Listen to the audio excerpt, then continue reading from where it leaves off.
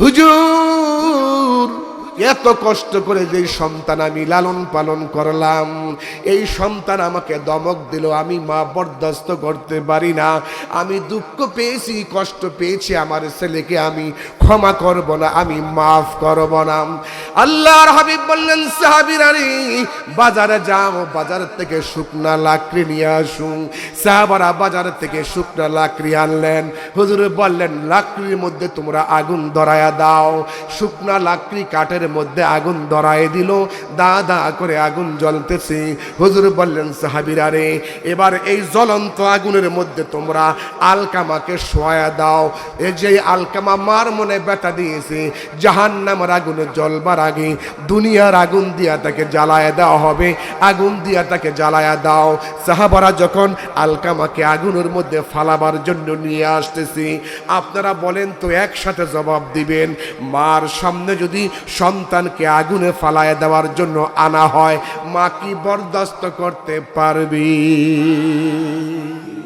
আরে মা, মার মতো আপন কেউ নেই। বিদেশে বিরাজেতে যার পুত্র মারা যায়।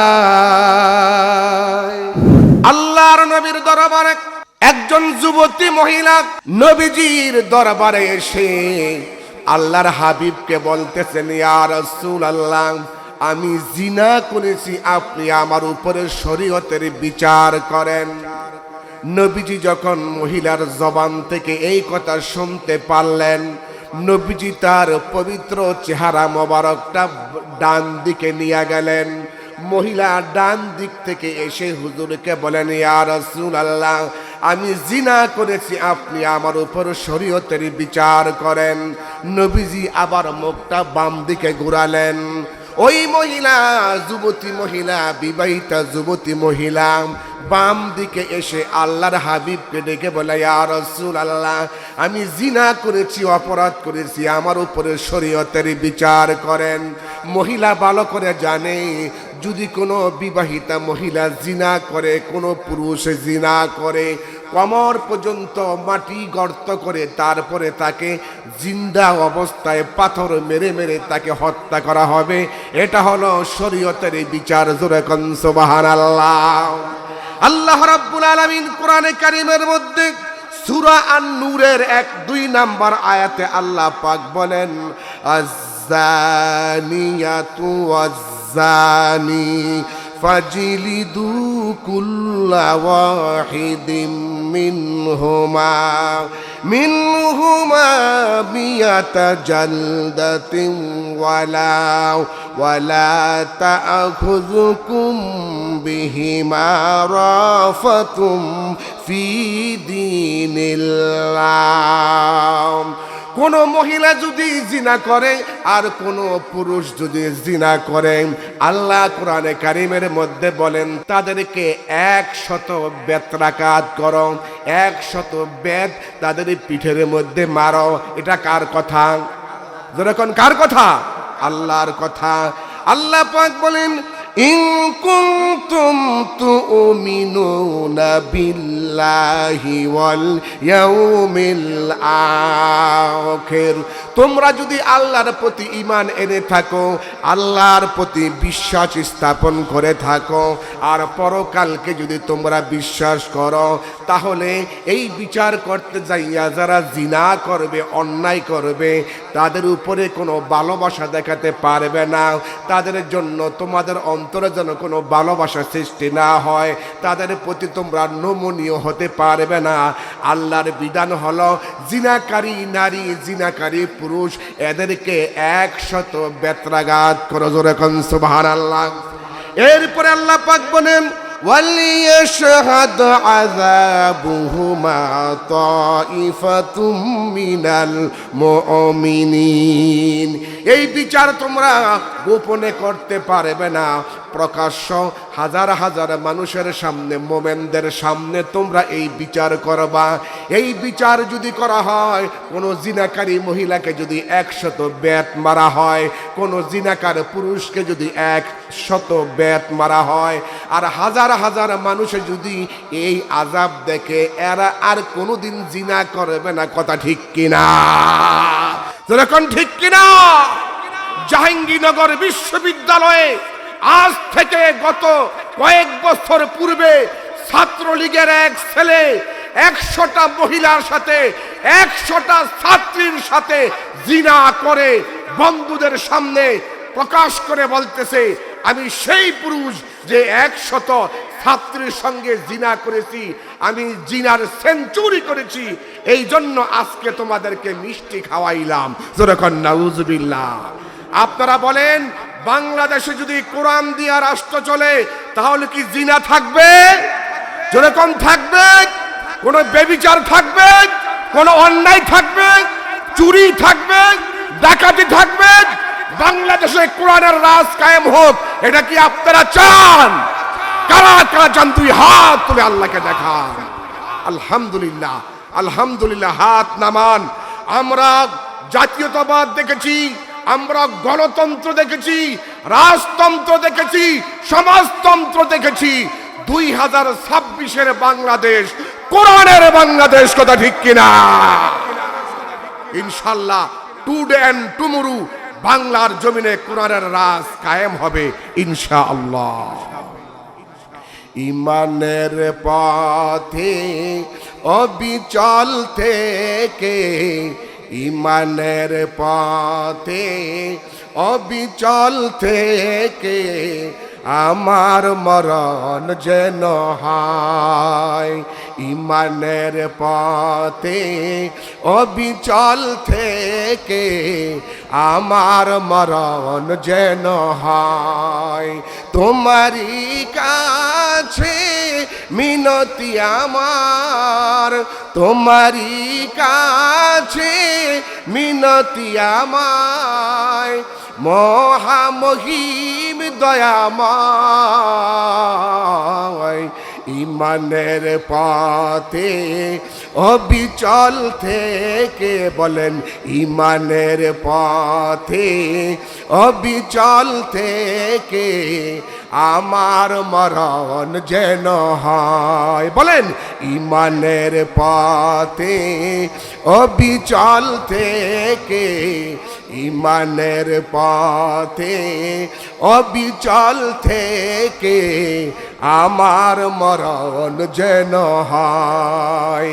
ইমানের পথে অবিচল থেকে আমার মরণ যেন হয়। সকলে পড়েন আমিন। আরো জোরে করে আমিন। আমরা যেন ঈমান নিয়ে মরতে পারি। সবাই আরেকবার পড়ি আমিন। আমার বন্ধুরা, আমার ভাইরা, আল্লাহর নবীর দরবারে এই জিনাকারী মহিলা এসে যখন 3 বার বললেন, আল্লাহর নবী তখন মহিলাকে বললেন, এ মহিলা, তুমি যে জিনা করেছো, জিনা করার পরে তোমার গর্ভে কি কোনো সন্তান এসেছে কিনা? মহিলা বলছেন, ইয়া রাসূলুল্লাহ, আমি জিনা করার পরে আমার গর্ভে সন্তান এসেছে, আমি গর্ভবতী মহিলা। আল্লাহর নবী ডেকে বললেন, এই মহিলা, তোমার গর্ভে যখন সন্তান এসেছে, এখন তোমার উপরে শরীয়তের বিচার করা যাবে না। সন্তান যখন ভূমিষ্ঠ হবে তুমি আমার কাছে আসবা, আমি শরীয়তের বিচার করব। বলেন সুবহানাল্লাহ। মায়ের গর্ভে যখন সন্তান আসে তখন মার শরীরটা আস্তে আস্তে করে অস্বাভাবিক হতে থাকে, ঠিক কিনা বলেন? কোরআন বলছে, وَوَصَّيْنَا الْإِنسَانَ بِوَالِدَيْهِ إِحْسَانًا حَمَلَتْهُ أُمُّهُ كُرْهًا وَوَضَعَتْهُ كُرْهًا وَحَمْلُهُ وَفِصَالُهُ 30 شهرا। আল্লাহ পাক বলছে, আমি দুনিয়ার সমস্ত মানুষকে নির্দেশ করেছি, আদেশ করেছি, উপদেশ দিয়েছি, তোমরা তোমাদের মাতা পিতার সঙ্গে এহসান করো। তোমার মা কষ্ট করে তোমাকে গর্ভে ধারণ করেছে, তোমার মা তোমাকে ডেলিভারি করেছে অত্যন্ত কষ্টের সহিত, তোমার মা তোমাকে দুধ পান করিয়েছে অত্যন্ত কষ্টের সহিত। খবরদার পৃথিবীর সন্তানেরা, তোমরা মাতা পিতার সঙ্গে খারাপ ব্যবহার করবে না। যেরকম সুবহানাল্লাহ। আল্লাহর নবী হলো আদর্শ নবী, নবী হচ্ছেন শরীয়তের নবী, নবী হচ্ছেন মহান শিক্ষক। যেরকম সুবহানাল্লাহ। নবীর আদর্শের মধ্যে আমাদের জন্য কল্যাণ আছে। যেরকম সুবহানাল্লাহ। আপনারা রসুলের আদর্শ মানতে চান কি চান না? চান কি চান না? আল্লাহ কবুল করুক বলে আমিন।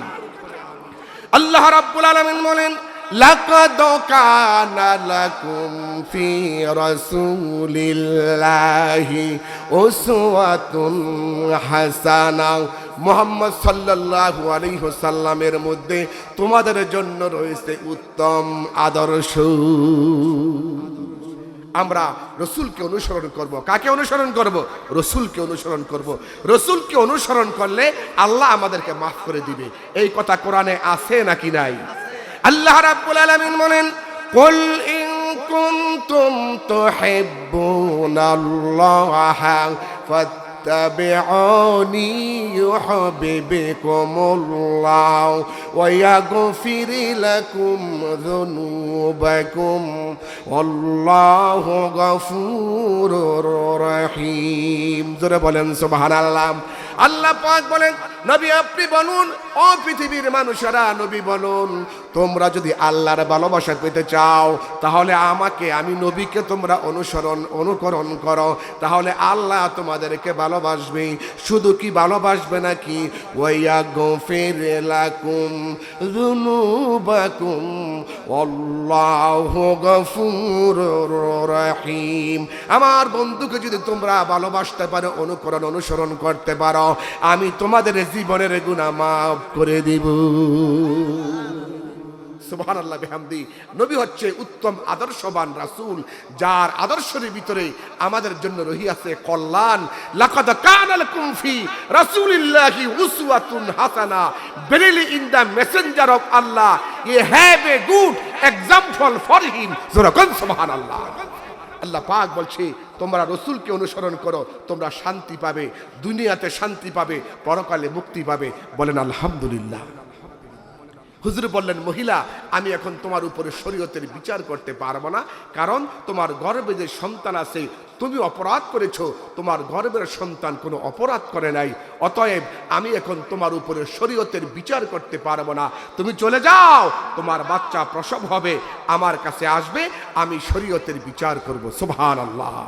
মহিলা জানে যারা জিনা করবে, বিবাহিতা নারী যদি হয় তাদেরকে সঙ্গে সার করতে হবে, আর যদি অবিবাহিত নারী পুরুষ হয় 100 বেত্রাঘাত করতে হবে। এটা আল্লাহর কোরআনের বিধান। এটা কার বিধান? আল্লাহর কোরআনের বিধান। আমরা দেখি যারা ক্ষমতায় যায় তাদের সন্তানেরা যদি অপরাধ করে তাদের কোনো বিচার হয় না, ঠিক কিনা? আর যারা বিরোধী দল তাদেরকে বছরের পর বছর রিমান্ডে দেওয়া হয়।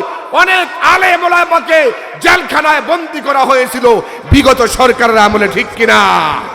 আল্লামা দেলোয়ার হোসেন সাঈদী রাহিমাহুল্লাহ তিনি বলেছিলেন, আজ থেকে 50 বছর পর্যন্ত বাংলার জমিনে যিনি কোরআনে কারীমের তাফসীর করেছেন সেই আল্লামা সাঈদী বলেছে, সময় আসবে এমন ইন্দুরের গর্ত খুঁজে পাবে না, ঠিক কিনা? কথা ঠিক কিনা? 12 কোটি মুসলমান গাছের গোড়া ধরে জাকি মারবো, মামু বাড়ি দিল্লি যায়া পড়বা, ঠিক কিনা? আমাদের নেত্রী এখন কোথায়? মামু বাড়ি ইন্ডিয়া। আবার বলতেছে আমি পট করে চলে আসব। আমরা বলি আপনি আসেন, বাংলাদেশের 20 কোটি মুসলমান প্রস্তুত আছে, আপনাকে আয়না করে বন্দী করবে, ঠিক কিনা? আমার ভাইরা, আমার বন্ধুরা, মহিলা কাঁদতে কাঁদতে চলে যাচ্ছে। আহারে, এই অবস্থায় যদি আমার মরণ হয়ে যায়, শরীয়তের বিচার আমাকে সঙ্গে সার করবে। আমি কিয়ামতের দিন কবরে, হাসরে, মিজানে আল্লাহর দরবারে কি জবাব দিব? আমার বন্ধুরা গভীর মনোযোগ। কিছুদিন পরে মহিলা আল্লাহর হাবিবের কাছে চলে আসলো। কোলে একটা ছোট্ট বাচ্চা, বাচ্চাটাকে কোলে নিয়ে আল্লাহর হাবিবের কাছে মহিলা চলে আসলো। এসে বললেন, ইয়া রাসূলুল্লাহ, এই আমার সন্তান প্রসব হয়েছে নবী গো, আমার বাচ্চা প্রসব হয়েছে, এখন আপনি আমার উপরে শরীয়তের বিচার করেন। ও হুজুর, এখন আমার উপরে আপনি শরীয়তের বিচার করেন, আর দেরি করবেন না। আল্লাহর হাবিব ডেকে বললেন, এ মহিলা, তোমার উপর এখন শরীয়তের বিচার করা যাবে না, কারণ তোমার গর্ভের সন্তান দুনিয়াতে এসেছে। এখন বাচ্চাকে তোমার 2.5 বছর পর্যন্ত দুধ পান করাতে হবে। তুমি তোমার সন্তানকে দুধ পান করাও, তুমি যদি মরে যাও তাহলে বাচ্চারে কে দুধ পান করাবে? ইসলাম এমন একটা ধর্ম, ইসলাম হলো আদর্শের ধর্ম, ইসলাম হলো কল্যাণের ধর্ম, ইসলাম হলো মানবতার ধর্ম। এখন তোমার উপরে শরীয়তের বিচার করা যাবে না, তুমি তোমার সন্তানকে দুধ পান করাবে 2.5 বছর। কয় বছর? 2.5 বছর। এটা হলো আল্লাহর বিধান, হলো 2.5 বছর দুধ পান করাতে হবে। এ মহিলা, চলে যাও, চলে যাও, তোমার সন্তানকে দুধ পান করাতে হবে 2.5 বছর পর্যন্ত। আমি কিন্তু আল্লাহর কোরআনের বিরুদ্ধে কিছু বলতেছি না, আল্লাহর কোরআনের পক্ষে কথা বলতেছি। বলেন আলহামদুলিল্লাহ। আমার বন্ধুরা, আমার ভাইয়ারা, গভীর মনোযোগ। সন্তান প্রসব করলে কয় বছর দুধ খাওয়াইতে হয়? 2.5 বছর। কিন্তু আজকে কিন্তু আমেরিকা এবং ইউরোপের মহিলাদের মতো আমাদের দেশের মহিলারাও শুরু করে দিয়েছে, সন্তানকে দুধ খাওয়ায় না, ঠিক কিনা? নিজের স্বাস্থ্যকে ভালো রাখার জন্য, শরীরকে ফিটনেস রাখার জন্য বাচ্চাকে দুধ পান করাতে চায় না। একটা কথা মনে রাখবেন আমার ভাইয়েরা, আমার মুরব্বীরা, আমার মা বোনেরা, সন্তানকে যেই মা যত বেশি দুধ পান করাবে, ওই সন্তানের সাথে মায়ের মহাব্বত, ভালোবাসা তৈরি হবে। সুবহানাল্লাহ। ইউরোপ এবং আমেরিকাতে মায়েরা সন্তানকে দুধ খাওয়ায় না, ফিটার খাওয়ায়, কৌটার দুধ খাওয়ায়। এই জন্য সন্তানের মহাব্বত মায়ের সাথে হয় না, ওই কৌটার সাথে হয়। ওই সেই আপনার কুত্তা বাচ্চাগুলো কোলে উঠায় নিয়ে যায়, আর নিজের বাচ্চাগুলোকে হুইলওয়ালা চেয়ারে ঠেলে নিয়ে যায়, নিজের বাচ্চাকে কোলে নেয় না, দুধ পান করায় না। এই জন্য মায়ের সাথে সন্তানের মোহাব্বত হয় না, ভালোবাসা হয় না। আল্লাহ কি মোহাব্বত পয়দা করে দিয়েছে! সন্তান যখন দুধ পান করে দেখবেন, বাচ্চা তখন মার মুখের দিকে তাকায়া থাকে। সুবহানাল্লাহ বলেন। যাদের ছোট বাচ্চা আছে দেখবেন, বাচ্চা যখন দুধ পান করে তখন মার মুখের দিকে তাকায় থাকে। এত করে মার সাথে সন্তানের মোহাব্বত পয়দা হয়। আমাদের দেশের মহিলাদেরকে বলবো, সন্তানকে যারা দুধ পান করাবেন না, এটা নির্মম কাজ। এই কাজ আপনারা কখনো করবেন না, এটা অত্যন্ত ঘৃণিত কাজ। সন্তানকে দুধ খাওয়ালে পরে মার সাথে সন্তানের মোহাব্বত পয়দা হয়। দুধ পান করানোর কথা কোরআনে আছে নাকি নাই? আল্লাহ রাব্বুল আলামিন বলেন, ওয়াসাইনাল ইনসানা বিওয়ালিদাইহি হুসনা ওয়া ইন জাহাদাকা আলা আন তুশরিকা বি মা লাইসা লাকা বিহি ইলমুন ফালা তুতি'হুমা ওয়া সাহিবহুমা ফিদ দুনিয়া মারুফা। আমি দুনিয়ার সমস্ত মানুষকে নির্দেশ করলাম, আদেশ করলাম, তোমরা তোমাদের মাতা পিতার সঙ্গে এহসান করবে, ভালো ব্যবহার করবে। তোমার মা, তোমার বাবা যদি আমার সাথে কাউকে শরীক করতে বলে তাহলে এই কাজ করবে না, কিন্তু দুনিয়ার জীবনে মার সাথে বাবার সাথে ভালো ব্যবহার করবা। আল্লাহ রাব্বুল আলামিন বলেন, হামালাতুহু উম্মুহু ওয়াহানান আলা ওয়াহানিন ওয়াফিসালুহু ফি আমাইন। তোমার মা তোমাকে গর্ভে রাইখা কষ্টের পরে কষ্ট করেছে, দুঃখের পরে দুঃখ কষ্ট করেছি। সন্তান, ও সন্তান, মার সাথে বাবার সাথে খারাপ ব্যবহার করবা না। ওই মহিলা যখন বাচ্চা নিয়ে আসলো, আল্লাহর হাবিব বললেন, মহিলা, তোমার উপরে শরীয়তের বিচার এখন করা যাবে না, কারণ তোমার বাচ্চা দুধ পান করবে, বাচ্চা বড় হবে যখন, দুধ পান যখন বন্ধ করবে, অন্যান্য খাবার যখন খেতে পারবে, তখন তোমার বাচ্চাকে নিয়ে আসবা, আমি শরীয়তের বিচার করব। বলেন সুবহানাল্লাহ। চলে যাও, এখন শরীয়তের বিচার হবে না। মহিলা কাঁদতে কাঁদতে চলে যাচ্ছে। আহারে, এই অবস্থায় যদি আমার মরণ হয়ে যায়, শরীয়তের বিচার তো হলো পাথরে মেরে দুনিয়ার থেকে বিদায় করে দিবে, কিন্তু জাহান্নামের আযাব আমি সহ্য করতে পারবো না। মহিলা কাঁদতে কাঁদতে চলে যায় আর আফসোস করতে করতে চলে যায়। ও আমার পর্দানিশী মায়েরা, আজকের মাহফিলে যত মহিলারা আসছেন, কখনো আপনারা অন্যায় কাজ করবেন না, জিনার কাজ করবেন না, বেবিচারের কাজ করবেন না, এই অপরাধ আপনারা করবেন না। কোরআনে কারীম বলছে, আয-যানিয়াতু ওয়াজ-যানি ফাজলিদু কুল্লা ওয়াহিদিম মিনহুমা মিয়াতিন জালদাতিন ওয়ালা তা'খুযুকুম বিহিমা রাফাতুম ফি দীনিল্লাহ। আল্লাহ রাব্বুল আলামিন বলেন, কোন পুরুষ যদি অবিবাহিত জিনা করে, কোন নারী যদি অবিবাহিতা জিনা করে, তাদেরকে 100 বেত্রাঘাত করবে। তাদের বিচার করতে যাইয়া তোমাদের অন্তরে যেন তাদের জন্য কোনো ভালোবাসা সৃষ্টি না হয়ে যায়। ইন কুনতুম তুমিনুনা বিল্লাহি ওয়াল ইয়াউমিল আখির, তোমাদের মধ্যে যারা আল্লাহর প্রতি ঈমান এনেছে আর পরকালকে যারা বিশ্বাস করেছে, তারা যেন এদেরকে কোনো মায়া মমতা না দেখায়। ওয়ালিয়াশহাদ আযাবুহুমা তাইফাতুম মিনাল মুমিনিন। আরে এই বিচার তোমরা ঘরের ভিতরে বসে করতে পারবে না, খোলা ময়দানে এই বিচার করবা, যাতে মুমিনেরা দেখে তারা সংশোধন নিতে পারে, তারা যেন এই কাজ থেকে বিরত হতে পারে, অন্তরে যেন ভয় আসতে পারে।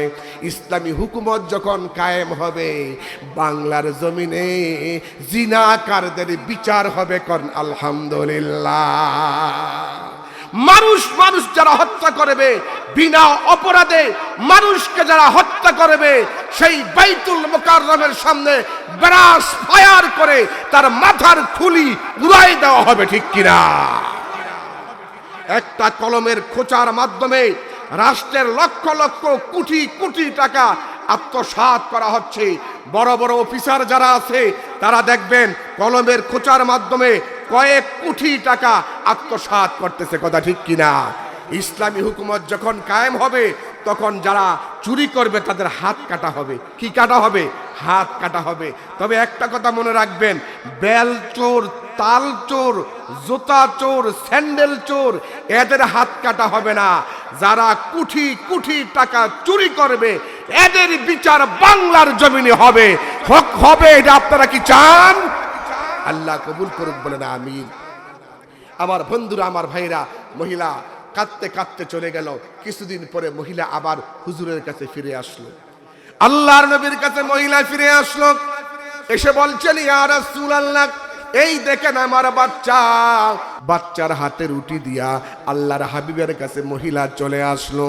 এসে বলছেন, ইয়া রাসূলুল্লাহ, ইয়া হাবিবাল্লাহ, ও নবীজি, আমার বাচ্চা এখন আর দুধ পান করে না। এই দেখেন রুটি খাইতে পারে, বাচ্চা দুধ পান করে না। এখন আপনি আমার উপরে শরীয়তের বিচার করেন। আল্লাহর নবী বললেন, এ সাহাবীরা, মহিলার জন্য তোমরা কোমর পর্যন্ত মাটি গর্ত করো। মহিলার জন্য কোমর পর্যন্ত মাটি যখন গর্ত করা হলো, আল্লাহর হাবিব বলেন, সাহাবীরা, হাতের মধ্যে পাথর নিয়ে তোমরা পাথর মারতে থাকো মহিলাকে। আর মহিলার গায়ে যখন পাথর মারতেছিল, মহিলা তখন পড়তেছিল, লা ইলাহা ইল্লাল্লাহ, লা ইলাহা ইল্লাল্লাহ, লা ইলাহা ইল্লাল্লাহ, লা ইলাহা ইল্লাল্লাহ মুহাম্মাদুর রাসূলুল্লাহ। সাল্লাল্লাহু আলাইহি ওয়াসাল্লাম। মহিলা এই কালমা পড়তেছেন আর সাহাবারা পাথর মারতেছে। পাথর মারতে মারতে মহিলাকে দুনিয়ার থেকে বিদায় করে দিল। আর মহিলার শরীর থেকে এক ফোঁটা রক্ত এসে একজন সাহাবীর জামার মধ্যে ভরল। জামায় ভরার পরে মহিলাকে সাহাবী ভর্ৎসনা করতে চাইলেন। আল্লাহর নবী যখন শুনতে পাইলেন সাহাবী মহিলাকে গালি দিচ্ছে, ভর্ৎসনা করতেছে, নবী বললেন, ও সাহাবী, এই মহিলাকে ভর্ৎসনা করো না, এই মহিলাকে গালি দিও না, এই মহিলাকে খারাপ মনে করিও না। এই মহিলার তওবা আল্লাহর দরবারে এমন ভাবে কবুল হয়ে গেছে, তামাম পৃথিবীর মধ্যে কালমার ফজিলত যদি, এই তওবার ফজিলত যদি ভাগ করে দেওয়া যায়, তামাম পৃথিবীর মানুষের মাঝে তওবার ফজিলত ভাগ করে দেওয়া যাবে। সুবহানাল্লাহ, বলেন সুবহানাল্লাহ। এই হলো আল্লাহর ভয়। এটা কার ভয়? আল্লাহর ভয়। আল্লাহ রাব্বুল আলামিন বলেন, ইয়া আইয়ুহাল্লাযীনা আমানু তাকুল্লাহা হাক্কা তুকাতিহি ওয়া লা তামুতুন্না ইল্লা ওয়া আনতুম মুসলিমুন। জোরে বলুন সুবহানাল্লাহ। আল্লাহ বলছে, হে ঈমানদারেরা, তোমরা আমি আল্লাহকে ভয় করো। আপনারা বলেন তো কারে ভয় করবেন? জোরে কোন, কাকে? পুলিশকে, আর্মিকে, র্যাবকে, বিডিআরকে? কাকে ভয় করবেন? আল্লাহকে ভয় করবেন। গত কয়েকদিন আগে যারা আপনারা ইউটিউব চালান, যারা ফেসবুক চালান, গাইবান্ধা জেলার গোবিন্দগঞ্জ একটা থানা আছে, নাম শুনছেন? গোবিন্দগঞ্জ। এই গোবিন্দগঞ্জ থানায় একটা বক্তা ওয়াজ করতেছে, একটা বক্তা ওয়াজ করতেছে। আর ওয়াজ করতে যাইয়া বয়স হবে 30 বছর বক্তার, 30-এর বেশি হবে না। এই বক্তা কোরআন শরীফের এই আয়াত পড়তেছে, ইয়া আইয়ুহাল্লাযীনা আমানুত্তাকুল্লাহা হাক্কা তুকাতিহি ওয়া লা তামুতুন্না ইল্লা ওয়া আনতুম মুসলিমুন। এই আয়াত বক্তা পড়তেছিল, হঠাৎ করে বক্তার আওয়াজ বন্ধ হয়ে গেল। আপনারা ইউটিউব দেখছেন কারা কারা? এই বক্তাটা এই ওয়াজ করার 2-1 মিনিটের মধ্যেই দুনিয়া থেকে বিদায় হয়ে গেছে। এই আয়াত পরে যখন এই ওয়াজ করতেছে, হঠাৎ করে বক্তার আওয়াজ বন্ধ হয়ে গেল। বক্তা বলতেছে, কারেন কারেন কারেন। আপনারা দেখছেন কিনা? বলতেছে কারেন কারেন কারেন। আসলে তো কারেন না, আসলে হলো আজরাইল। আসলে কে? আজরাইল। আজরাইল এসে গেছে। তখন লোকেরা বলতেছে, আমাদের সভাপতি সাহেবের মতো একজন বলতেছে, এই মাইক সরাও, মাইক সরাও, লাইন বন্ধ করো, লাইন বন্ধ করো। কিছুক্ষণ আগে লাইন বন্ধ হয়ে গেছিল না? বলো লাইন বন্ধ করো। আস্তে করে এইভাবে করে মাইকের স্পিকারটা সরাই দিয়েছে, মাউথটা সরাই দিয়েছে। দুইজনে ওই বক্তাকে 2 হাতে ধরেছে। এরকম করতে করতে করতে করতে হঠাৎ করে টেবিলের উপরে তার মাথা পড়ে গেছে। কয়েক মিনিটের মধ্যে দুনিয়ার থেকে বিদায় হয়ে গেছে। তাহলে আপনারা বলেন তো, এই মাহফিলে যারা আসছেন সশরীরে সুস্থ দেহ নিয়ে আবার বাসায় ফিরতে পারবেন, এই গ্যারান্টি আপনাদের কারো আছে? আসতে বলেন কেন, কারো আছে? তাহলে মনে করতে হবে আজকের মাহফিল হলো জীবনের শেষ মাহফিল। আমরা ঈমানের উপরে থাকব। রাজি আছেন সবাই? সবাই আমরা ঈমানের উপরে থাকব। আল্লাহ কবুল করুক বলে আমিন। বুখারী শরীফের হাদিসের মধ্যে এসেছে, আল্লাহর নবীর একজন সাহাবী, যুবক সাহাবী, নাম হলো তার আব্দুল উজ্জা। ইসলাম ধর্ম গ্রহণ করবার আগে নাম ছিল তার আব্দুল উজ্জা। ইসলাম ধর্ম গ্রহণ করার পরে তার নাম হলো আব্দুল্লাহ। যারা বলেন কি নাম? আব্দুল্লাহ। কোরআনে কারীমের ভিতরে আল্লাহ পাক বলছেন, ওমান আহসানু কাওলাম মিম্মান দাআ ইলাল্লাহি ওয়া আমিলা সালিহান ওয়া ক্বালা ইন্নানি মিনাল মুসলিমিন। সুবহানাল্লাহ।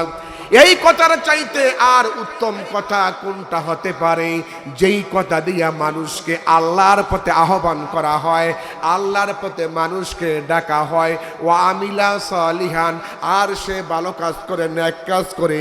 ওয়া ক্বালা ইন্নানি মিনাল মুসলিমিন, আর সে বলে আমি মুসলমানদের হলাম একজন। সুবহানাল্লাহ বিহামদি। বিপ্লব মানে জীবন দেওয়া, বসে থাকা নয়, সেই কোনো দিন আসবে না রে কর যদি ভয়। বিপ্লব মানে জীবন দেওয়া, বসে থাকা নয়, সে কোনো দিন আসবে না রে কর যদি ভয়। যাহাদের ওই ময়দানেতে যেতে তোমাকে হবে, প্রয়োজন সব রক্তটুকুন জমিনেই ঢেলে দিবে। যাহাদের ওই ময়দানেতে যেতে তোমাকে হবে, প্রয়োজনে সব রক্তটুকুন জমিনেই ঢেলে দিবে। তবুও তোমায় লড়তেই হবে, মানিবে না পরাজয়। তবুও তোমায় লড়তেই হবে, মানিবে না পরাজয়। বিপ্লব মানে জীবন দেওয়া, বসে থাকা নয়, সে কোনো দিন আসবে না রে কর যদি ভয়। বিপ্লব মানে জীবন দেওয়া, বসে থাকা নয়, সে কোনো দিন আসবে না রে কর যদি ভয়। যাহাদের ওই ময়দানেতে যেতে তোমাকে হবে, প্রয়োজন সব রক্তটুকুন জমিনেই ঢেলে দিবে, ঠিক কিনা? যাহাদের ওই ময়দানেতে যেতে তোমাকে হবে, প্রয়োজন সব রক্তটুকুন জমিনেই ঢেলে দিবে। তবুও তোমায় লড়তেই হবে, মানিবে না পরাজয়।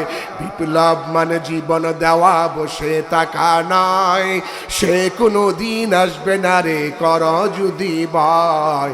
বিপ্লব মানে জীবন দেওয়া, বসে থাকা নয়, সে কোনো দিন আসবে না রে কর যদি ভয়। কোথা থেকে কোন বিন্দেশি শকুন আমার দেশে এসে সেবার নামে বসলো জুড়ে মির্জাফরের বেশে, ঠিক কিনা? কোথা থেকে কোন বিন্দেশি শকুন আমার দেশে এসে সেবার নামে বসলো জুড়ে মির্জাফরের বেশে। ওদের করতে নাস্তা নাবুদ হতে হবে বীরবল, ওদের করতে নাস্তা নাবুদ হতে হবে বীরবল। বিপ্লব মানে জীবন দেওয়া, বসে থাকা নয়, সে কোনো দিন আসবে না রে কর যদি ভয়। বিপ্লব মানে জীবন দেওয়া, বসে থাকা নয়, সে কোনো দিন আসবে না রে কর যদি ভয়, ঠিক কিনা? বাংলার জমিনে কোরআনের রাজ কায়েম হোক, এটা কি আপনারা চান? কারা কারা চান? দুই হাত তুলে আল্লাহকে দেখান। আলহামদুলিল্লাহ, আলহামদুলিল্লাহ। হাত নামান, হাত নামান। ইনশাআল্লাহ বাংলার জমিনে কোরআনের রাজ কায়েম হবে ইনশাআল্লাহ। পড়েন সবাই। আমার বন্ধুরা, আমার ভাইরাম, গভীর মনোযোগ। হযরতে আব্দুল উজ্জা তার চাচার কাছে গিয়ে বললেন, চাচা, মুহাম্মদুর রাসূলুল্লাহ সাল্লাল্লাহু আলাইহি ওয়াসাল্লাম শেষ নবী, আপনি এটা মানেন কিনা? চাচা বলে, আমার তো তাই মনে হয় উনি শেষ নবী। আব্দুল উজ্জা বলে, চাচা, আমার বাবা বহুদিন আগে মারা গেছে, আমি আপনার অধীনে আছি চাচা। ও চাচা, আমার মনে চায় ইসলাম ধর্ম গ্রহণ করে আমি মুসলমান হব। চাচা গো, আমি চাই আপনার সাথে মুসলমান হতে, আপনিও মুসলমান হবেন, আমিও মুসলমান হব। বলেন সুবহানাল্লাহ। চাচা, আপনি মুসলমান হবেন, আমিও মুসলমান হব। আমি দীর্ঘদিন পর্যন্ত আপনার অপেক্ষায় আছি চাচা, আপনি কবে মুসলমান হবেন? চাচা বলতেছে, আব্দুল উজ্জা, আমি তো মুসলমান হব না। তুমি মুসলমান হইতে পারো, কিন্তু আমি হব না। মুসলমান হওয়াটা এত সহজ কথা না, ঈমান আনাটা এত সহজ কথা না। আহসিবান নাসু আইয়ুতরাকু আইয়াকুলু আমান্না ওয়া হুম লা ইফতানুন। অনেকে আছে মুখে মুখে বলে আমি ইমানদার, আমি মুসলমান। আল্লাহ বলে, মুখে মুখে ইমান এনেছি, এ কথা বললে আমি তোমাদেরকে ছাড়ব না, অবশ্যই আমি তোমাদেরকে পরীক্ষা করব। জোরে বলেন সুবহানাল্লাহ। ওয়ালাকাদ ফাতান্নাল্লাযীনা মিন ক্বাবলিহিম ফালা ইয়ালামান্নাল্লাযীনা সাদাকু ওয়ালা ইয়ালামান্নাল কাযিবিন। জোরে বলেন সুবহানাল্লাহ। আল্লাহ পাক বলে তোমরা কারা সত্যবাদী কারা মিথ্যাবাদী আমি তোমাদেরকে পরীক্ষা করব। ঈমান এনেছো কারা, ঈমান আনো নাই কারা, ঈমানদার কারা, মুনাফিক কারা, আমি তোমাদেরকে পরীক্ষা করে ছাড়ব। অবশ্যই আমি তোমাদেরকে পরীক্ষা করব। ওয়ালা নাবিলুওয়ান্নাকুম বিশাইইম মিনাল খাউফি ওয়াল জুই ওয়া নাকসিম মিনাল আমওয়ালি ওয়াল আনফুসি ওয়াস সামারাত ওয়া বাশশিরিস সাবিরিন। সুবহানাল্লাহ। আল্লাহ বলছে আমি তোমাদের শস্যের ক্ষতি দিয়া, ফল ফলাদির ক্ষতি দিয়া, অসুখ বিসুখ দিয়া, তোমাদের সম্পদের ক্ষতি দিয়া, ছেলে মেয়েদের বিপদ দিয়া তোমাদেরকে পরীক্ষা করব। যেরকম সুবহানাল্লাহ, যেরকম না সুবহানাল্লাহ। আব্দুল উজ্জা বলতেছে চাচা আপনি ইসলাম কবুল করবেন, এই জন্য আমিও ইসলাম কবুল করব আপনার সাথে একসাথে মিলেমিশে। চাচা বলতেছে তুমি ইসলাম কবুল করতে পারো কিন্তু আমি করব না। আব্দুল উজ্জা বললেন চাচা দীর্ঘদিন পর্যন্ত অপেক্ষা করতেছিলাম আপনি ইসলাম কবুল করবেন, আপনার দেখা দেখি আমিও ইসলাম কবুল করব। এখন আপনি যখন ইসলাম কবুল করবেন না, আপনি শোনেন, আপনি সাক্ষী থাকেন, আমি আমার ঘোষণা দিলাম আশহাদু আল্লা ইলাহা ইল্লাল্লাহু ওয়াহদাহু লা শারীকা লা। পড়েন ওয়া আশহাদু আন্না মুহাম্মাদান আবদুহু ওয়া রাসূলুহু লা ইলাহা ইল্লাল্লাহু মুহাম্মাদুর রাসূলুল্লাহ সাল্লাল্লাহু আলাইহি ওয়াসাল্লাম। এখন আব্দুল উজ্জা মুসলমান হয়ে গেল। জোরে সুবহানাল্লাহ বলবেন না? এখন চাচা বলতেছে আব্দুল উজ্জা তুমি যে ইসলাম কবুল করলা তুমি কি জানো এর অর্থ কি? এর অর্থটা কি জানো? আমি তো অর্থ জানি না। চাচা বলতেছে এর অর্থ হচ্ছে আমি তোমাকে বাড়ি দিয়েছি, ঘর দিয়েছি, জায়গা দিয়েছি, জমিন দিয়েছি, টাকা দিয়েছি, পয়সা দিয়েছি, আমি তোমাকে কাপড় চোপড় দিয়েছি, এগুলো সব তুমি আমাকে ফিরাইয়া দাও। সুবহানাল্লাহ বলবেন না? কত চড়া দামি ইসলাম এসেছে। আফাহাসিবিতুম আন্নামা খালাকনাকুম আবাসাও ওয়া আন্নাকুম ইলাইনা লা তুরজাউন। ও মিয়ারা তোমরা যারা ইমানের কথা বলতেছো ইমান এনেছি এই কথা বললে আমি তোমাদেরকে ছেড়ে দিব না, তোমাদেরকে আমি ছেড়ে দিব না। ইমান এনেছো আমি তোমাদেরকে পরীক্ষা করব। ওই পরীক্ষায় যদি তোমরা জয়লাভ করতে পারো, বিজয়ী হতে পারো, সফল কাম হতে পারো, আমি এর বিনিময়ে তোমাদেরকে জান্নাত দান করব। বলেন সুবহানাল্লাহ। আরেকটু জোরে কন্যা সুবহানাল্লাহ। আব্দুল উজ্জা বলতেছেন চাচা আপনি এগুলা সব নিবেন? বলে হ্যাঁ, আমাকে এগুলা সব ফিরাইয়া দাও। দেখেন আপনারা ভালো করে দেখেন, আপনারা বাবা মুসলমান, দাদাও ছিল মুসলমান, আমিও মুসলমান, আপনিও মুসলমান, এই জন্য মুসলমানের কোনো দাম আমাদের কাছে নাই।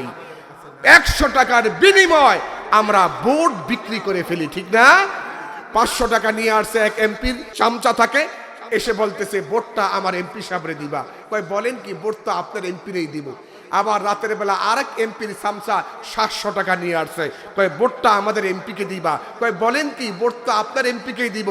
আরেক এমপির চামচা 1000 টাকা নিয়ে আসছে, কয় ভোটটা কিন্তু আমার এমপিরে দিবা। কয় বলেন কি, আপনার প্রার্থীকেই তো ভোট দিব। এরকম অভ্যাস আমাদের আছে নাকি নাই? কি দাম আছে আপনার আমার ইমানের?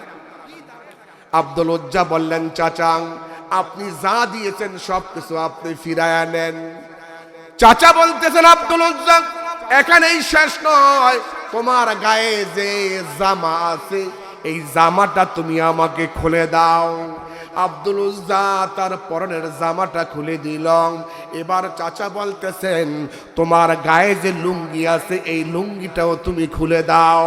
আব্দুল উজ্জা যখন লুঙ্গির কথা চাচা বলল, আব্দুল উজ্জা তখন একটু আপত্তি করে বলে, চাচা আপনি আমার লুঙ্গিটা খুলে আমাকে আপনি উলঙ্গ করবেন না, আপনার হাতে ধরি পায়ে পড়ি আমাকে উলঙ্গ করবেন না। চাচা বলল, তুমি হলা ইমানদার, আমি হলাম বেঈমান। ইমানদার যারা এদের সাথে আমার কোনো সম্পর্ক নাই। তুমি হলো ইমানদার, আমি হলাম বেঈমান। আমরা সবাই ইমানদার। জোরে বলেন তো আমরা সবাই কি?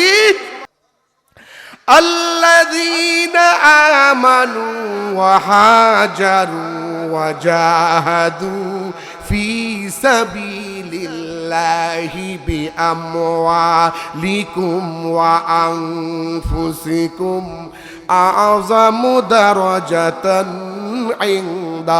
ইনদাল্লাহ উলাইকা হুমুল মুফলিহুন। আর যারা হিজরত করেছে, ঈমান এনেছে, জিহাদ করেছে জান দিয়া মাল দিয়া, আল্লাহর কাছে তাদের জন্য উত্তম প্রতিদান রহিয়াছে, আর এরাই হলো সফল কাম। যেরকম সুবহানাল্লাহ, আমার সাথে সবাই পড়েন, ঈমানের পথে অবিচল থেকে, বলেন ঈমানের পথে অবিচল থেকে আমার মরণ যেন, জোরে জোরে, ঈমানের পথে অবিচল থেকে আমার মরণ যেন তোমারই কাছে মিনতি আমার, মহামহিম দয়াময়। ঈমানের পথে অবিচল থেকে আমার মরণ যেন, ঈমানের পথে অবিচল থেকে আমার মরণ যেন হয়। সবাই বলেন আমিন। আপনারা ঈমান নিয়ে মরতে চান তো সবাই? হযরত আব্দুল উজ্জা চাচাকে ডেকে বলেন, চাচা আপনার হাতে ধরে পায়ে পড়ি, আমার লুঙ্গিটা আপনি খুলবেন না। চাচা বলে, তোমার সাথে আমার কোনো সম্পর্ক নাই, তুমি হলা ইমানদার, আমি হলাম বেঈমান, তোমার সাথে আমার কোনো সম্পর্ক নাই। ও বাতিজা, লুঙ্গি খুলবা নাকি আমি খুলে রাখবো? আব্দুল উজ্জা বাচ্চা শিশুর মতো কাঁদতে লাগলো, চাচা আপনার হাতে ধরে পায়ে পড়ে আমাকে উলঙ্গ করবেন না। বেঈমান তো কোনোদিন ইমানদারের কথা মানে না। আমাদের সবচেয়ে বড় শত্রু হলো ভারত।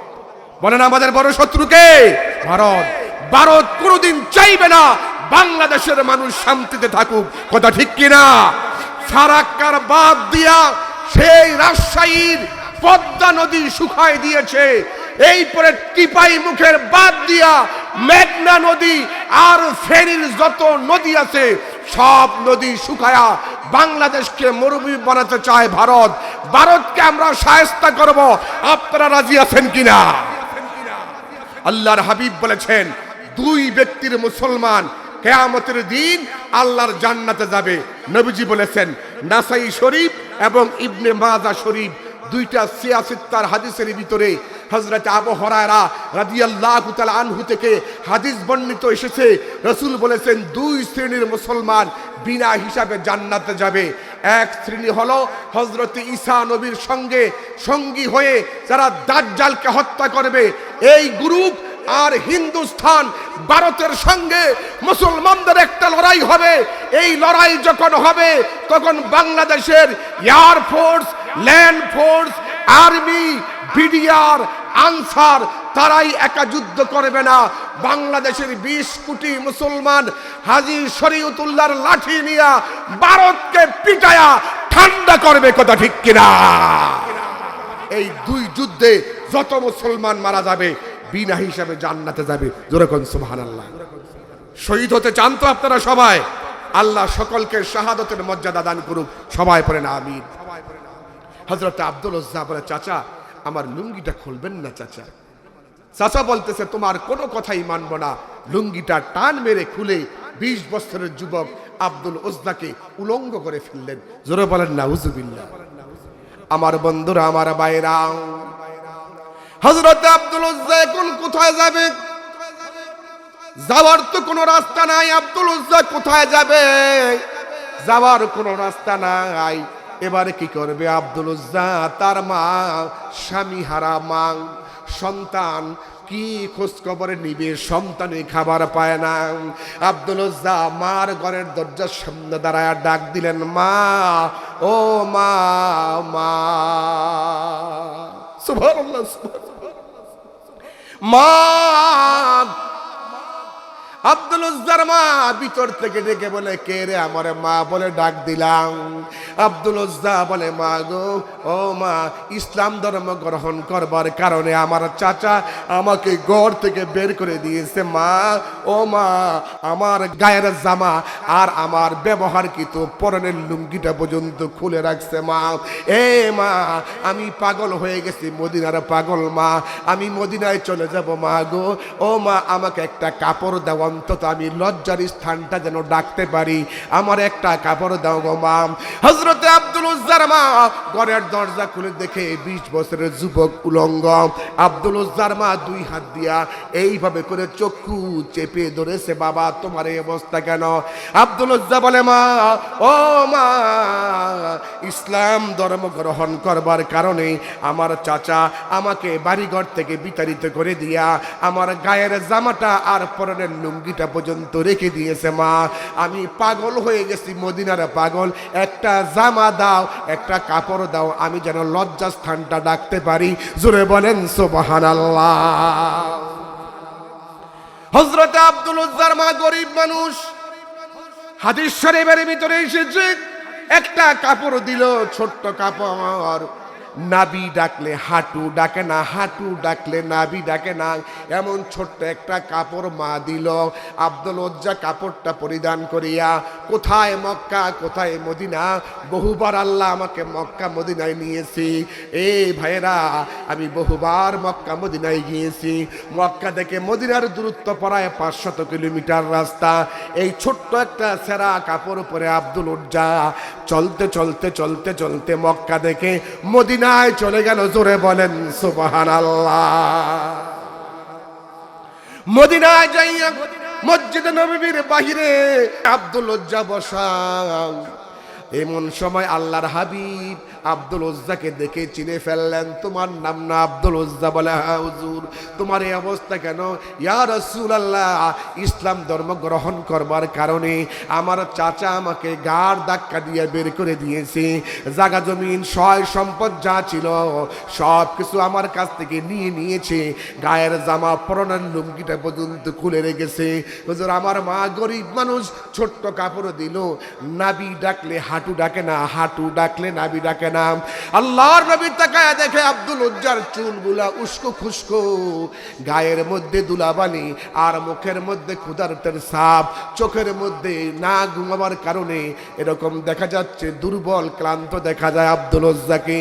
আল্লাহর নবী বললেন, এ মিয়া, তোমার নাম তো আব্দুল উজ্জা না, তোমার নাম হলো আব্দুল্লাহ। আব্দুল্লাহ জুলবাজাদাইন তোমার নাম। নবীজি বললেন, সাহাবীরা, আমার আব্দুল্লাহর জন্য কাপড়ের ব্যবস্থা করো। কাপড়ের ব্যবস্থা হয়ে গেল। নবীজি বললেন, সাহাবীরা রে, আমার আব্দুল্লাহকে তোমরা কোরআন শিক্ষা দাও। আব্দুল্লাহ জোরে জোরে চিল্লায়া চিল্লায়া কোরআন শরীফ পড়ে। সাহাবায়ে কেরাম, নামাজের ডিস্টার্ব হয়, ইবাদতের ডিস্টার্ব হয় সাহাবায়ে কেরামদের। হুজুরের কাছে গিয়া বলেন, হুজুর, আপনার আব্দুল্লাহ চিল্লায়া চিল্লায়া কোরআন পড়ে, আমরা নামাজ পড়তে পারি না, আমাদের নামাজের ডিস্টার্ব হয়, ইবাদতের ব্যাঘাত ঘটে। আল্লাহর হাবিব ডেকে বললেন, সাহাবীরা রে, আব্দুল্লাহর ব্যাপারে তোমরা কোনো মন্তব্য করিও না। আমার আব্দুল্লাহ যে ইসলাম কবুল করেছে, অত্যন্ত চড়া মূল্য দিয়া ইসলাম কবুল করেছে। সুবহানাল্লাহ বিহামদি। বছরে তাবুকের যুদ্ধ চলে আসলো। নবীজি চান্দা চাইলেন, সাহাবায়ে কেরাম টাকা দিল, পয়সা দিল, উট দুম্বা বেড়া বকরি দিব, স্বর্ণ গয়না দিল। এবার আব্দুল্লাহ এসে বলতেছেন, হুজুর, নবীর সাহাবারা যুদ্ধের ময়দানে টাকা দিয়া পয়সা দিয়া সাহায্য করলো, স্বর্ণ গয়না দিয়া, উট দুম্বা বেড়া বকরি দিয়া আল্লাহর নবী গো তারা সাহায্য করলো। ও নবীজি, তারা ঘোড়া দিল, কত কিছু দিল, আমি কিছুই দিতে পারলাম না। আপনি আমার জন্য দোয়া করেন, আমি যেন এই যুদ্ধের ময়দানে আমার জীবনটা দিয়া চান্দা দিতে পারি। সুবহানাল্লাহ। আল্লাহ পাক বলেন, ওয়ালা তাকুলু লিমান ইউকতালু ফি সাবিলিল্লাহি আমওয়াত বাল আহইয়াউ ওয়ালাকিন লা তাশউরুন। আল্লাহ পাক বলছে, আমার দিন প্রতিষ্ঠার সংগ্রামে যারা জীবন দিয়েছে এদেরকে তোমরা মৃত বলিও না, তারা জিন্দা। যেরকম তারা কি জিন্দা, তোমরা তা অনুধাবন করতে পারো না। আব্দুল উজ্জাকে যখন এই কথা বলল রসুলের কাছে, রসুল বললেন, সাহাবারাং একটা কাজ করং। এক সাহাবীকে রসুল বললেন, খেজুর গাছের একটা বাকল নিয়ে আসো। সাহাবী খেজুর গাছের বাকল নিয়ে আসলেন। নবীজি আব্দুল্লাহর হাতের মধ্যে বাকলটা বেঁধে দিয়া বললেন, আল্লাহ, আব্দুল্লাহর রক্ত আমি কাফেরদের জন্য হারাম করে দিলাম। হযরত আব্দুল্লাহ বলল, ইয়া রাসূলুল্লাহ, আমি চাইলাম শাহাদাতের প্রাণ, আপনি আমার রক্ত কাফেরদের জন্য হারাম করে দিলেন, আমি তো শহীদ হতে পারলাম না। হুজুর বলে, আব্দুল্লাহ, তুমি যদি যুদ্ধ চলাকালীন সময় জ্বরে বুগে মরে যাও, আল্লাহ পাক তোমাকে শাহাদাতের মর্যাদা দান করবি। আমার বন্ধুরা, যুদ্ধ চলাকালীন সময় আব্দুল্লাহ 3 দিন জ্বরে ভুগে তারপরে ইন্তেকাল করলেন। নবীজির কাছে খবর চলে গেল, হুজুর, আপনার আব্দুল্লাহ জুলবাজাদাইন নবী গো জ্বরে ভুগে তারপরে মারা গিয়েছে। হুজুর বললেন, তাকে গোসল দিয়া কাফন পরায়া আমার কাছে নিয়ে আসো। কাফন পরায়া গোসল দিয়া যখন হুজুরের কাছে আনা হলো, আল্লাহর নবী নিজে জানাজা করে আবার সাহাবায়ে কেরামদেরকে বললেন, সাহাবীরা রে, আমার আব্দুল্লাহর লাশটা তোমরা সুন্দর করে কবরে নিয়ে আসো। হযরত আবু বকর, হযরত ওমর, হযরত আলী, হযরত ওসমান 4 জন সাহাবী আব্দুল্লাহর লাশ বহন করে কবরের কাছে নিয়ে আসলেন। রাতের বেলা হযরত বেলাল টিম টিম করে বাতি ধরে রেখেছে, আলো দেয়া রাখছে। নবীজি বলেন, আলী রে, আমার আব্দুল্লাহর লাশটা আমার কাছে দে। সুবহানাল্লাহ বলেন। আলী, আব্দুল্লাহ লাশটা আমার কাছে দে। হযরত আলী নবীজির কাছে লাশ দেওয়ার পরে নবী নিজে আব্দুল্লাহর লাশ মোবারক কবরে শোয়ায় দিয়া এরপরে নবীজি উঠিয়া মাটি দেওয়ার পরে 2 হাত তুলে দোয়া করে আল্লাহর কাছে, আল্লাহ গো, আজকে রাত্র পর্যন্ত আব্দুল্লাহর প্রতি আমি রাজি ছিলাম, খুশি ছিলাম, আল্লাহ তুমিও আব্দুল্লাহর প্রতি রাজি খুশি হয়ে যা। হযরত আব্দুল্লাহ ইবনে মাসউদ রাদিয়াল্লাহু তাআলা আনহু কেঁদে কেঁদে বলে, আল্লাহ, কত বড় ভাগ্যবান আব্দুল্লাহ, এই লাশটা যদি আব্দুল্লাহর না হইয়া আমি আব্দুল্লাহ ইবনে মাসউদের হতো, আমার ভাগ্যটা কতই না ভালো হয়ে যাইতো। আমার ভাইরা, আল্লাহর দ্বীন প্রতিষ্ঠার সংগ্রামে কারা কারা জিহাদ করতে রাজি আছেন? হাত তুলে দেখান। নারায়ে তাকবীর, আলহামদুলিল্লাহ, হাত নামান। আমার ভাইয়েরা, আপনাদেরকে অনুরোধ করে বলবো, যাদের মা আছে বাবা নাই, বাবা আছে মা নাই, যখন কোথায় যাবেন মার কাছে বলে যাবেন। যখন কোথায় থেকে আসবেন আবার মার কাছে বলে আপনি ঘরে ঢুকবেন, কিছু হাদিয়া আনবেন, মারে দিবেন। কারে দিবেন? মারে দিবেন। কিন্তু আমরা মারে দেই?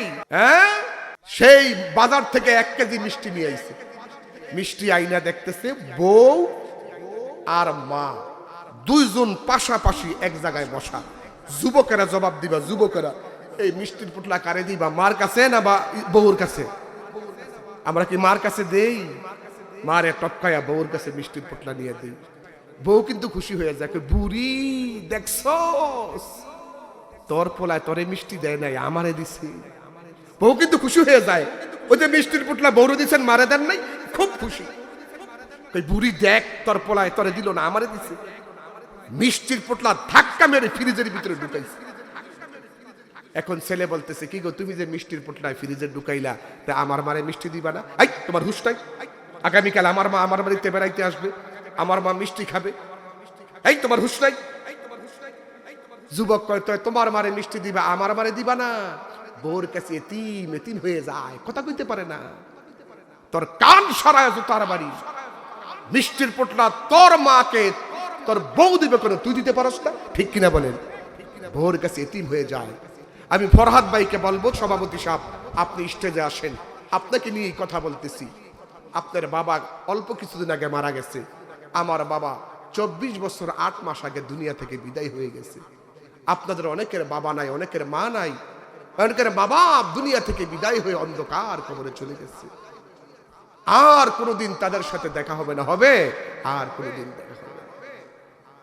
আল্লাহ রাব্বুল আলামিন কোরআনে কারীমের মধ্যে বলছেন, ওয়াকাদা রাব্বুকা আল্লা তা'বুদু ইল্লা ইয়্যাহু ওয়া বিল ওয়ালিদাইনি ইহসানা ইম্মা ইয়াবলুগান্না ইনদাকাল কিবারা আহাদুহুমা আও কিলাহুমা ফালা তাকুল লাহুমা উফফিন ওয়ালা তানহারহুমা وقل لهما قولا كريما واخفض لهما جناح الذل من الرحمة وقل رب ارحمهما كما ربياني صغيرا।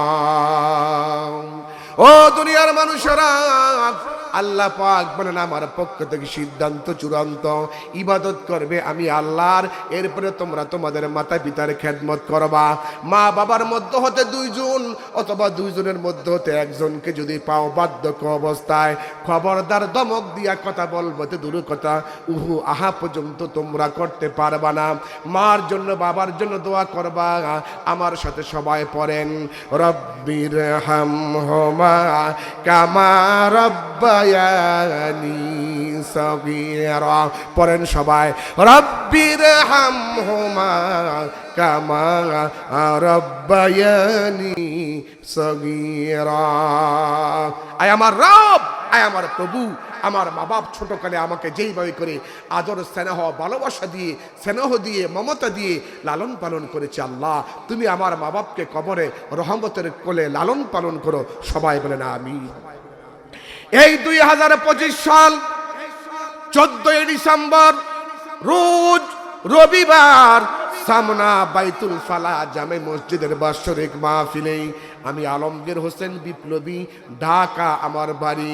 আমি আপনাদেরকে বলবো, যাদের কাছে খাতা আছে কলম আছে, কাগজের মধ্যে কলম দিয়া লিখে রাখবেন, মার মনে বাবার মনে যারা কষ্ট দিবে মৌতের সময় তার কালমা নসিব হবে না, ঈমান নিয়ে সে মরতে পারবে না, বেঈমান হয়ে সে মারা যাবে। জোরে বলেন নাউজুবিল্লাহ। হাদিস শরীফ থেকে আপনাদেরকে শোনাচ্ছি, গভীর মনোযোগ। আল্লাহর নবীর একজন সাহাবীর নাম হলো তার আলকামা। কি নাম বলেন? আলকামা, বিখ্যাত সাহাবী, নবীজির সাহাবী। এই আলকামার যখন ইন্তেকালের সময় চলে আসলো, হযরতে আলকামা রাদিয়াল্লাহু তাআলা আনহুর যখন ইন্তেকালের সময় আসলো, হযরতে আলকামার জবানটা বন্ধ হয়ে গেল, জবান দিয়া কোনো কথা বলতে পারতেছে না, চোখ দিয়া দর দর করে পানি পড়তেছে। এমন একদিন আসবে আপনার আমারও জবান বন্ধ হয়ে যাবে, ঠিক কিনা? জবান বন্ধ হবে কিনা? আল-ইয়াওমা নাখতিমু আলা আফওয়াহিহিম ওয়া তুকাল্লিমুনা আইদিহিম ওয়া তাশহাদু আরজুলুহুম বিমা কানু ইয়াকসিবুন। এ বান্দা, এমন একদিন আসবে তোমার জবান বন্ধ হয়ে যাবে, তোমার হাত তোমার বিরুদ্ধে কথা বলবে, তোমার পা তোমার বিরুদ্ধে সাক্ষ্য দিবে, তোমার প্রত্যেকটা অঙ্গ প্রত্যঙ্গ সেদিন তোমার বিরুদ্ধে সাক্ষী দিবে। যেরকম সুবহানাল্লাহ। হযরত আলকামার জবান যখন বন্ধ হয়ে গেল, নবীর সাহাবারা নবীজির কাছে গিয়া বললেন, ইয়া রাসূলুল্লাহ, আপনার সাহাবী হযরত আলকামা মৃত্যু শয্যায় শায়িত। দেখবেন ভাইরা আমার, অনেক মানুষ আছে হঠাৎ করে অসুস্থ হয়ে পড়ে আছে, 7 দিন 10 দিন 12 দিন 20 দিন পর্যন্ত মারা যায় না, এরকম আছে কিনা বলেন? নাকি আপনার এলাকায় নাই? এমনও আছে 20 দিন পর্যন্ত অজ্ঞান, শুধু নিঃশ্বাস আসতেছে আর যাইতেছে, কোনো কথা বলতে পারে না। হযরত আলকামার এমন একটা অবস্থা হয়ে গেল, জবান বন্ধ, চোখ দিয়া দর দর করে পানি পড়ে। হুজুরের কাছে খবর চলে গেল, ইয়া রাসূলুল্লাহ, আপনার আলকামা মৃত্যু শয্যায় শায়িত, আমরা কি করব? হুজুর বললেন, তোমরা একটা কাজ করো, আমার আলকামার কানের গোড়ায় যাইয়া এই কালমাটা তোমরা সুন্দর করে পড়ে দাও, লা ইলাহা ইল্লাল্লাহু মুহাম্মাদুর রাসূলুল্লাহ সাল্লাল্লাহু আলাইহি ওয়াসাল্লাম। আমার বন্ধুরা, হযরত সাহাবায়ে কেরাম কালমা পড়ে, কিন্তু আলকামা কালমা পড়তে পারেন না, শুধু চোখ দিয়ে পানি পড়তেছে, জবান বন্ধ। একবার, দুইবার, তিনবার সাহাবীরা চেষ্টা করলো, কিন্তু আলকামার জবান দিয়া কালমা পড়াতে পারে না। আমাদের দেশে আমরা একটা ভুল করি, একটা ভুল কিন্তু আমরা করি, যদি বাবা অসুস্থ হয়, দাদা অসুস্থ হয়, মসজিদের ইমাম সাহেবকে নিয়ে বলি, হুজুর আমার বাবারে কালমা পড়ায় দেন আর তওবা পড়ায় দেন, এরকম বলি কিনা? কিন্তু এই কাজটা আপনারা করবেন না। যদি কোনো মুমূর্ষু ব্যক্তিকে কালমা পড়তে বলেন, তার মৃত্যুর যন্ত্রণার কারণে উনি যদি বলে আমি কালমা পড়ব না, অস্বীকার করে, তাহলে তো সেই বেঈমান হয়ে যাবে। এই জন্য কালমা পড়তে বলবেন না, বরং তার কানের গোড়ায় আস্তে আস্তে করে কালমার তালকিন দিবেন। তার ভাগ্য যদি ভালো হয়, আপনার কালমা পড়া শুনে সেও কালমা পড়বে। সুবহানাল্লাহ বিহামদি। আমার ভাইরা, হযরত আলকামা রাদিয়াল্লাহু তাআলা আনহু চোখ দিয়া পানি পড়ে, কালমা পড়তে পারে না। সাহাবায়ে কেরাম হুজুরের কাছে গিয়ে বললেন, হুজুর আমরা চেষ্টা করলাম কিন্তু তার জবান চালু হয় না। হুজুর বললেন, সাহাবীরা একটা কাজ করো, বাজারে যাও, বাজারে থেকে তোমরা শুকনা কাঠ নিয়ে আসো, আর আলকামার মাকে খবর দাও, দেখো আলকামার মা কোথায় আছে। আল্লাহর নবীর সাহাবারা খবর দিয়া হযরত আলকামার মাকে হুজুরের কাছে হাজির করলো। হুজুর, ও হুজুর, এ তো আলকামার মা। আলকামার মা বলে, হুজুর আপনি নাকি আমাকে তলব করেছেন? বলে, হ্যাঁ। আসো আলকামার মা। কি গো নবীজি, আমাকে কেন ডেকেছেন? আল্লাহর হাবিব ডেকে বললেন, আরে আলকামার মা, তোমার সন্তান আলকামা তোমার সাথে কি কোনো অন্যায় করেছে কিনা, কোনো বেয়াদবি করেছে কিনা? তাহলে তুমি তোমার ছেলেকে মাফ করে দাও, আর না হয় তোমার সন্তান কালমা পড়ে মরতে পারবে না। আল্লাহ তুমি দয়ার সাগর, আল্লাহ তুমি দয়ার সাগর, রহমানুর রহিম, তোমার দয়ায় পূর্ণ আমায় সারা নিশিদিন, তোমার দয়ায় পূর্ণ আমায় সারা নিশিদিন। তুমি মিটাও সকল চাওয়া, দুদিন আগে পরে তোমার কাছে সবই চাওয়া, সবই তোমার তরি। তোমার পথে চললে পরে আসবে যে সুদিন, তোমার দয়ায় পূর্ণ আমায় সারা নিশিদিন, তোমার দয়ায় পূর্ণ আমায় সারা নিশিদিন। আল্লাহ তুমি দয়ার সাগর, বলেন আল্লাহ তুমি দয়ার সাগর, রহমান রহিম, তোমার দয়ায় পূর্ণ আমায় সারা নিশিদিন। বলেন তোমার দয়ায় পূর্ণ আমায় সারা নিশিদিন। সুবহানাল্লাহ বলেন চিল্লায়া। হযরত আলকামার মা হুজুরের কাছে আসলেন। হুজুরে বলেন, আলকামার মা, তোমার ছেলেকে তুমি মাফ করে দাও। আলকামার মা বলছেন, না হুজুর, আমি ক্ষমা করব না। আমার ছেলেকে আমি মাফ করব না, ক্ষমা করব না।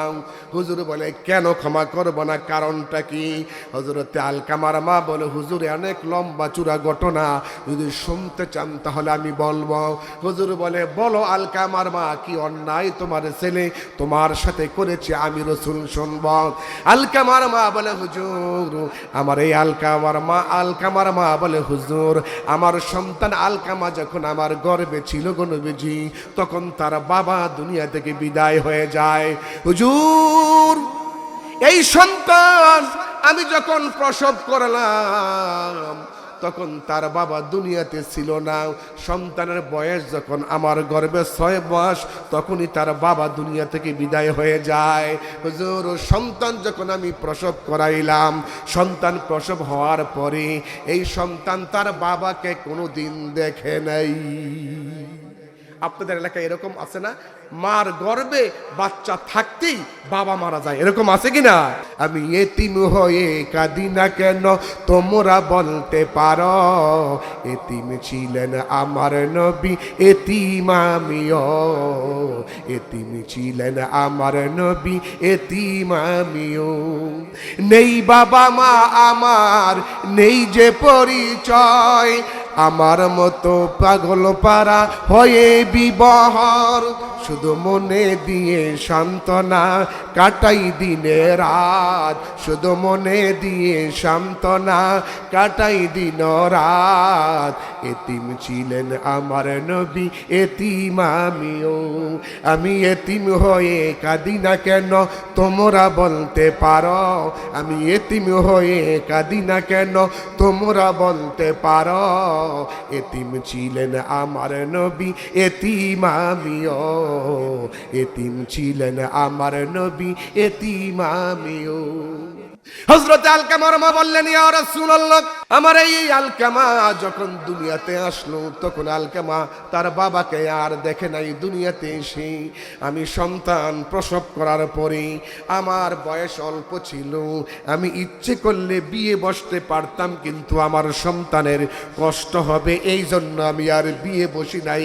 ও নবীজি মানুষের বাড়িতে কাজ করে আমার সন্তানকে খাওয়িয়ে আমি বড় করেছি।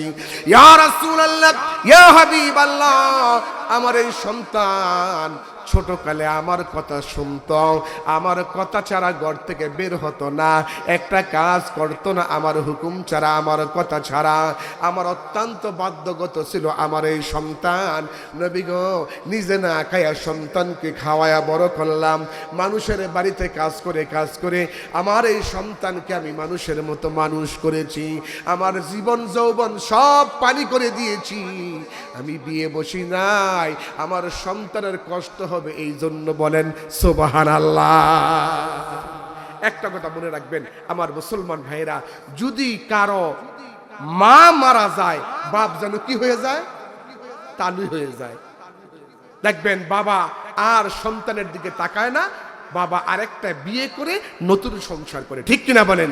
আমি আমার কথা বলছি, আমরা 10টা ভাই, এক মায়ের 10 ভাই, ছোটকালে দেখছি বাবা চৌকি অথবা খাটের এক সাইডে, মা আরেক সাইডে, মাঝখান দিয়া আমরা ছোট ছোট ভাইরা ঘুমিয়ে থাকতাম। আমার জীবনের কথা আমি বলতেছি। হঠাৎ করে রাত্র 10টা বাজে এক ভাই, মার এক সন্তান, আমার ভাই উঠে বলে মা গো, মা কয় কিরে বাবা, কয় মা আমি পেশাব করব। বলে কি বলে না, মা তারে উঠায়া সুন্দর করে পেশাব করায়া চুমা টুমা দিয়া আবার আদর করে শোয়াই দিছে। আরেকটা বলতেছে উঠা বলে মা গো আমি পায়খানা করব। বলে কি না, মা তারে উঠায়া আবার সুন্দর করে পায়খানা করায়া সুচুচুচু করে পরিষ্কার করে পাক সাফ করে আবার বাচ্চারা শোয়াই দিছে। মার চোখটা একটু লেগে আসছে, আরেক ছেলে উঠা বালিশের মধ্যে বসে রয়েছে, কয় মা আমি পানি পান করব। বলে কিনা বলেন? বাবা কিন্তু পাশে ঘুমানো।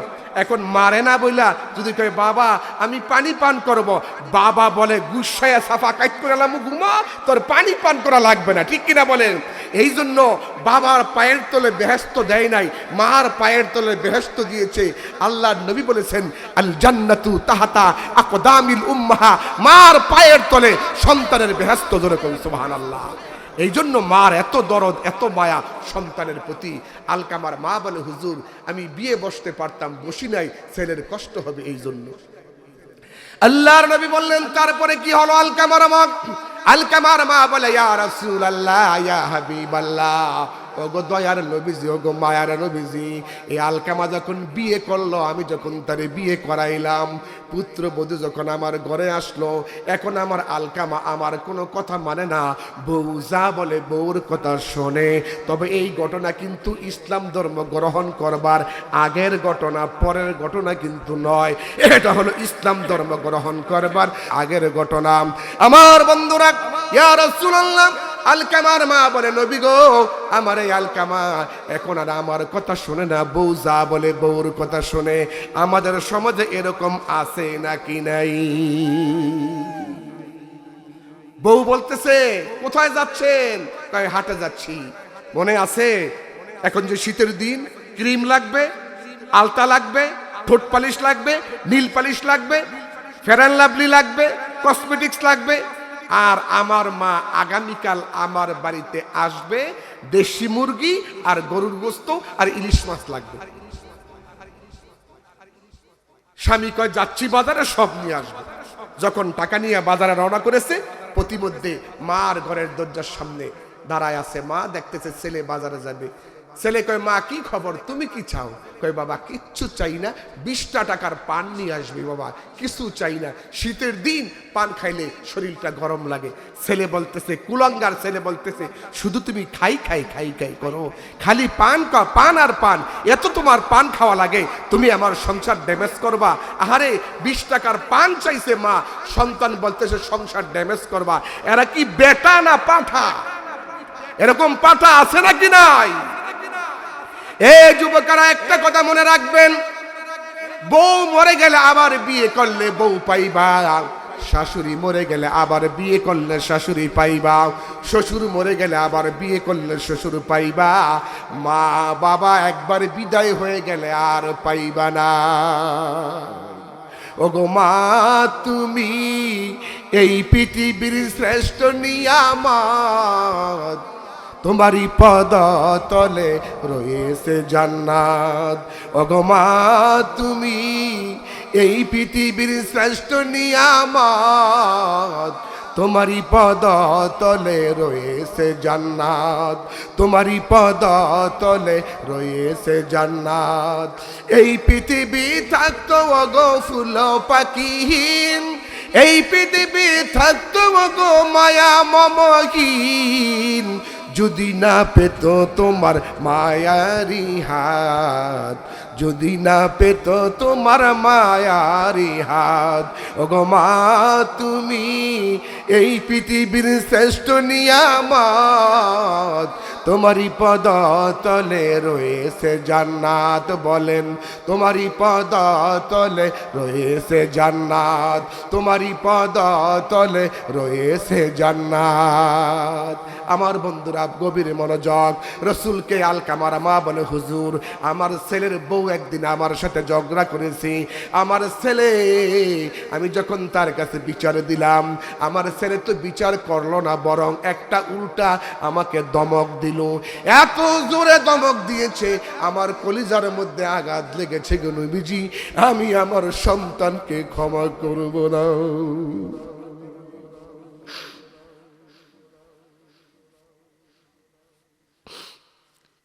হুজুর, এত কষ্ট করে যে সন্তান আমি লালন পালন করলাম, এই সন্তান আমাকে ধমক দিল, আমি মা বরদাস্ত করতে পারি না, আমি দুঃখ পেয়েছি, কষ্ট পেয়েছি, আমার ছেলেকে আমি ক্ষমা করব না, আমি মাফ করব না।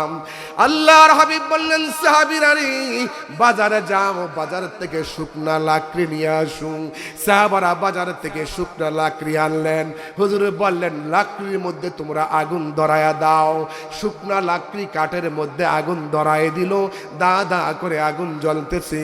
হুজুর বললেন সাহাবীরা রে, এবার এই জ্বলন্ত আগুনের মধ্যে তোমরা আলকামাকে শোয়া দাও। এই যে আলকামা মার মনে ব্যথা দিয়েছে, জাহান্নামের আগুনে জ্বলবার আগে দুনিয়ার আগুন দিয়া তাকে জ্বালায়া দেওয়া হবে, আগুন দিয়া তাকে জ্বালায়া দাও।